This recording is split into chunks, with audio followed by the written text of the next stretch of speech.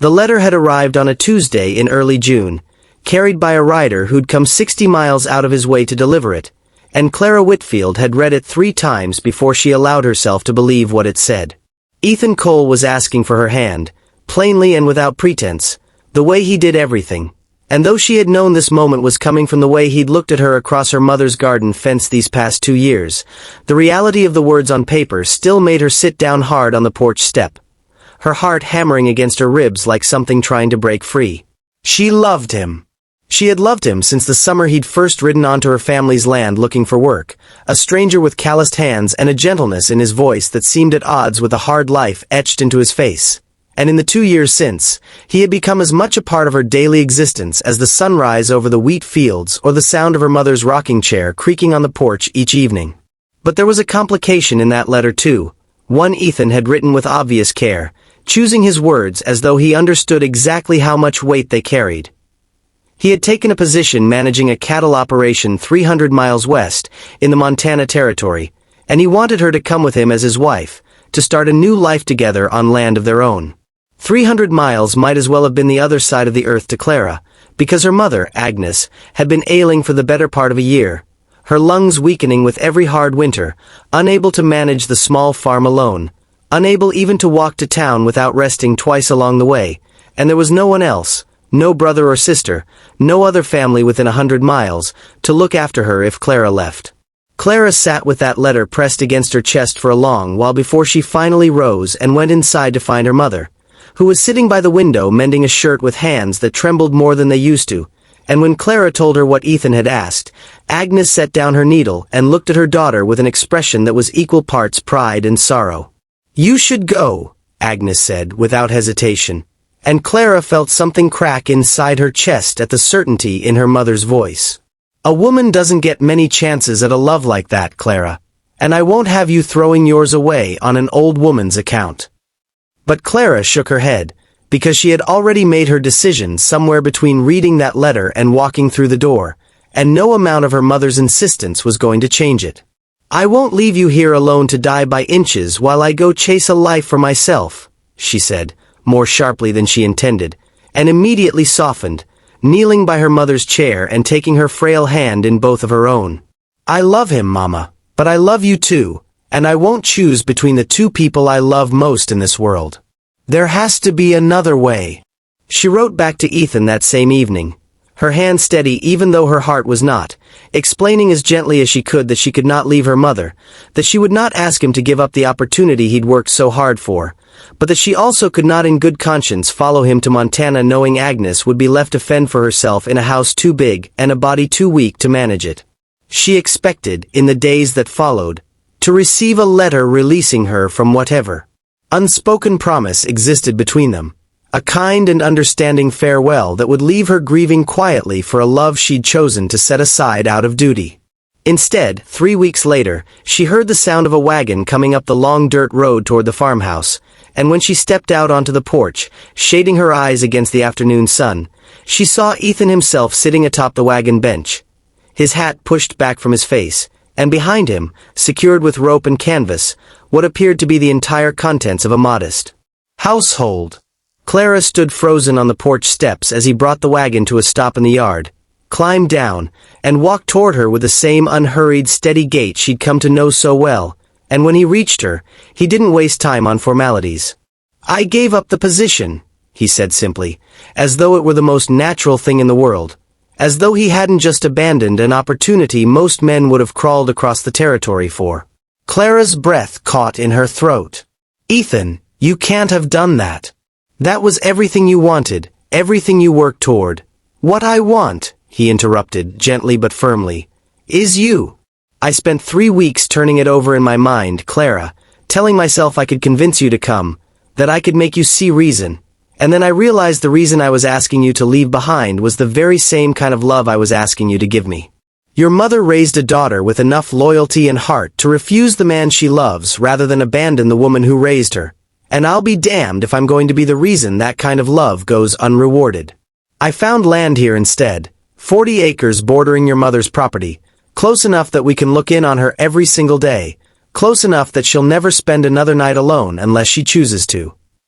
Clara felt tears spring to her eyes, hot and sudden, and she pressed her hand against her mouth as though she could hold back the flood of emotion threatening to overwhelm her. "You bought land here? For us?" "I did," he said, and for the first time since he'd climbed down from that wagon, a smile broke across his weathered face, softening the hard lines that months of difficult decisions had carved there. "It's not the grand cattle operation I was promised out west, but it's good land, Clara, with a creek running through it and enough grazing for a herd of our own in time. And it's close enough that your mother can watch our children grow up in her own dooryard, if you'll still have me."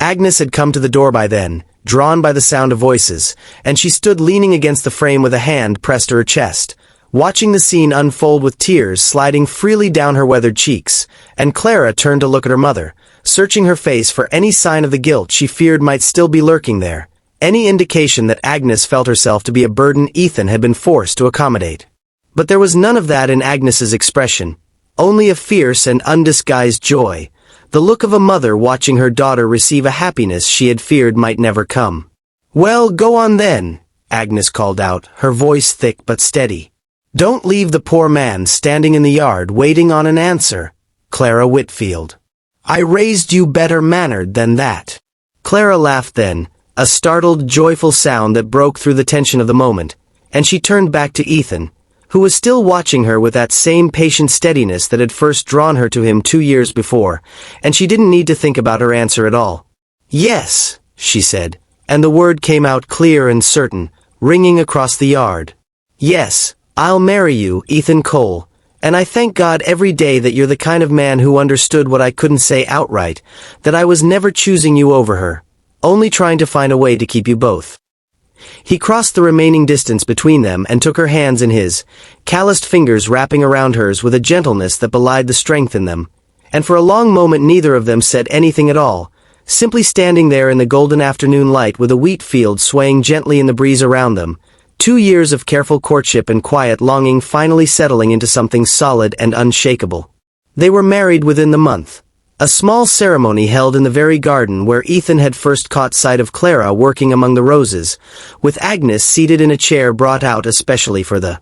occasion, close enough to reach out and touch her daughter's hand when the preacher pronounced them husband and wife. The 40 acres Ethan had purchased sat just over the ridge from Agnes's farm, close enough that smoke from one chimney was visible from the other, and true to his word, not a single day passed in the years that followed without one of them making the short walk or ride to check on the older woman, to bring her fresh bread or simply sit with her on the porch as the evening settled in. Agnes's health continued its slow decline, as they had known it would, but she did not face those final years alone, watching her days pass in isolated silence. Instead she watched her daughter's happiness unfold before her, watched Ethan build a modest but sturdy house with his own hands on land that bordered her own, watched the first calves born to their small but growing herd, and eventually watched her first grandchild placed in her arms on a crisp autumn morning, a granddaughter Clara. Insisted on naming Agnes after the woman who had taught her that love and duty were never truly opposing forces, but often the very same thing wearing different faces.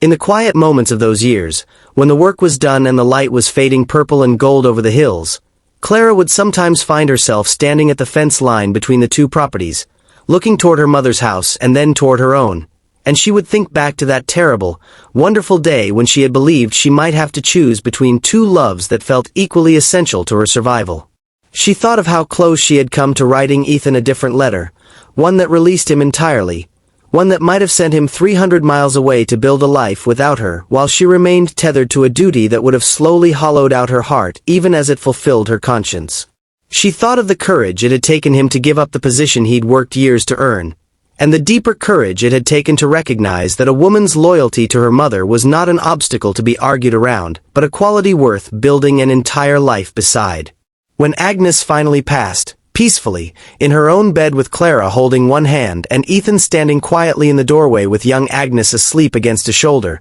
there was grief, deep and aching, but there was no regret threaded through it, no bitter wondering about roads not taken or sacrifices left unmade. Clara had gotten every single year she could have asked for with her mother, every ordinary Tuesday afternoon and every quiet evening on the porch, every chance to repay in small daily kindnesses the love Agnes had poured into raising her, and she had gotten all of that without losing the man she loved, without sacrificing the family she went on to build with him. Because Ethan Cole had understood something that not every man of his time would have. That true love does not ask a woman to abandon the people who shaped her, but instead finds a way to fold everyone she loves into the life being built together. Years later, when their own children were grown and asking questions about how their parents had come to marry, Clara would tell them the story of the letter that arrived on a Tuesday, and the wagon that came rolling up the long dirt road 3 weeks later loaded with everything a man needed to build a new life exactly where he was needed most. And she would tell them that the greatest proof of love she ever received was not a grand gesture made far away,